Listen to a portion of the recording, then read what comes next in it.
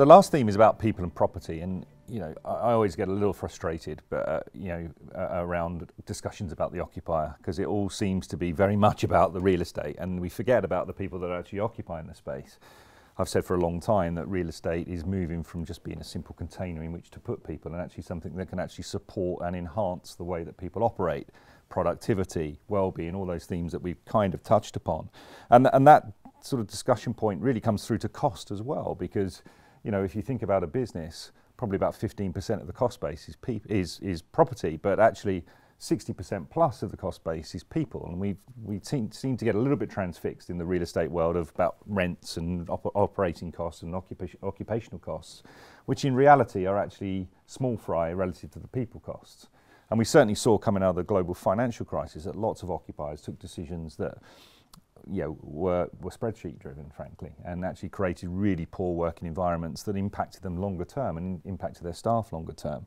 So I was just wondering, with this latest sort of coming out of the COVID situation, which has really hit people extremely hard and tragically in many regards, how's the staff and the talent agenda for business really going to influence the real estate decision-making processes of occupiers over the next couple of years? James, what about the conventional market?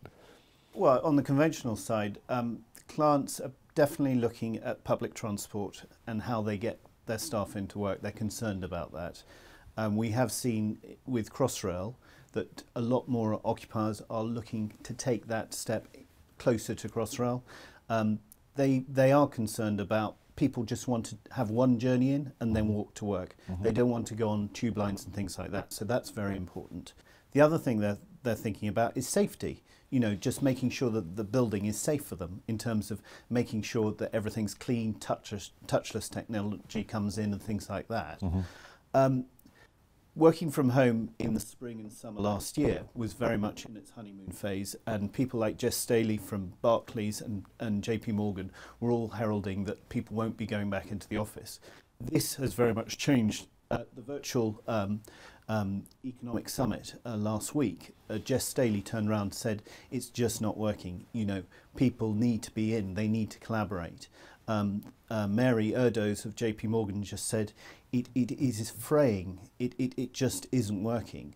So they're acknowledging that it needs to change and get people back in and collaborate. I think one of the things that's interesting about the talent piece, and I mentioned the cost of talent versus the cost of real estate, and we are clearly going into an uncertain environment where we're going to need to balance cost considerations. How do occupiers do that? How do they get their cake and eat it, if you like? How do they have the very best talent and support that best talent with the best buildings, but also respect the sort of the financial pressures that they may be under? Yeah, they really want to retain that talent, but also attract it. That's the important thing.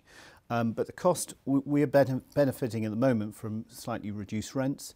Rent freeze have definitely gone out there. And what we saw after the GFC is very much the finance directors were there with their spreadsheets trying to reduce the costs a lot. It's changed in terms of the FD is still there, but they're looking at the cost, and costs can be good. It can transform a business, and they're looking at how they can spend their money. Their talent, the talent officers, well, the chief talent officer is now what he's called, is actually in the C-suite making decisions with the chief exec and with the FD to make those decisions about how the business should move forward.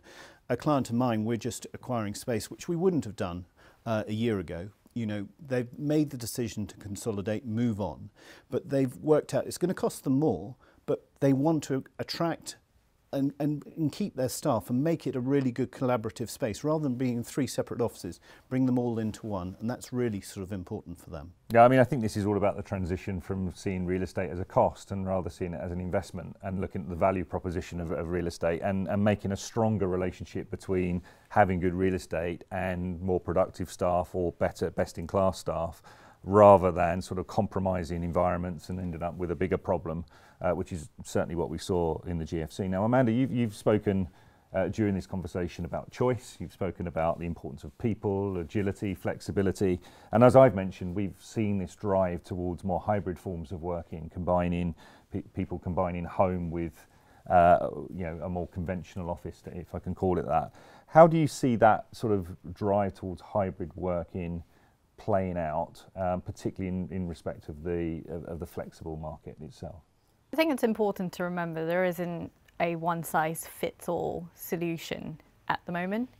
And, you know, as I said before, a lot of companies are still trying to figure out what is that size that fits them, you know, what's the style of working that will fit them and their employees moving forward. So flexible office space gives them that flexibility, you know, as it's called. The Ronseal factor, that's what it says on the tin. That's what it says on the tin. It gives them the flexibility to scale at any point during their contract, gives them the flexibility to add on space. It also gives them that community feel, and I think community was such a big word used in the flexible office space boom over the last few years. But your water cooler chats, you know, the people you do meet, we have to remember you cannot build a business culture or, you know, initiate new relationships over Zoom. You can, but it's completely different to what you can do in person. And, you know, referrals across businesses, referrals across startups. London's seen the record number of startups built up over the last few years.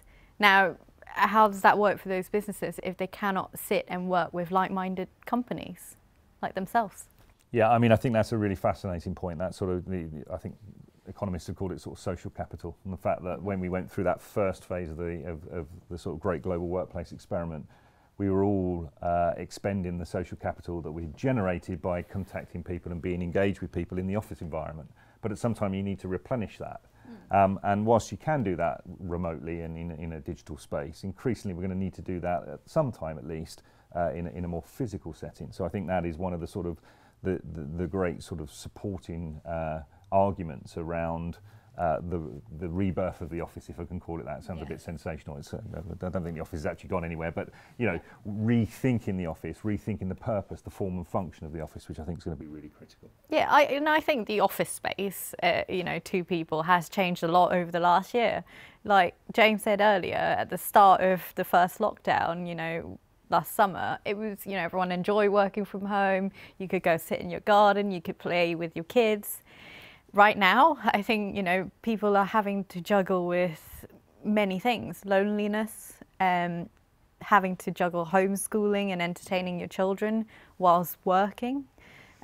So there are various things that will keep changing the office space climate, as I would say, or the rebirth of it, over the next year. I mean, that point about connected loneliness, there's a great expression, connected loneliness. You know, we're all more connected than ever before through digital, but actually we've got higher levels of loneliness and depression and mental health challenges than ever before, simply because, you know, we don't have that physical interaction with people in a workplace setting, and I think that is going to be really critical, as indeed, James, your mention of sort of educational drive and development opportunities. I mean, one of the things I speak to a lot of professional service firm leaders, and they're saying, look, you know, we can work remotely. We've managed to do it. We've managed to dust off the laptops and get people working. But the thing that they've really struggled with is that ability to sort of sit alongside more experienced people and learn the ropes of their particular industry. And I think that's going to be a real drive again back towards the office.